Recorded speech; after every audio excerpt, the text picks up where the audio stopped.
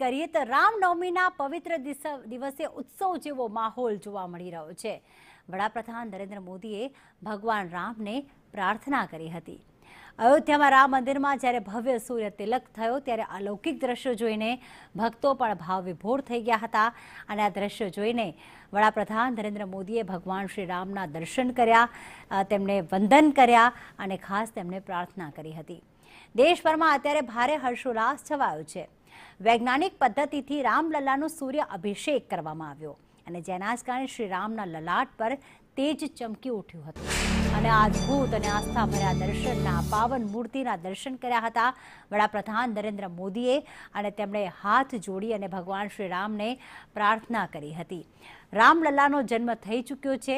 સૂર્યનારાયણે તેમના જન્મને વધાવ્યું છે અને તેમને લલાટ ઉપર એક તિલક પણ કર્યું છે। સૂર્ય તિલક થતાં જ તમામ ભક્તો ભાવવિભોર થઈ ગયા હતા। આ અદ્ભુત દ્રશ્ય વર્ષમાં માત્ર એક જ દિવસ અને એ પણ ચૈત્ર સુદ નોમના દિવસે બપોરે 12 વાગે જ જોવા મળતું હોય છે। ત્યારે આ અદ્ભુત દ્રશ્ય વડાપ્રધાન નરેન્દ્ર મોદીએ પણ નિહાળ્યું અને ભગવાન રામને પ્રાર્થના કરી હતી।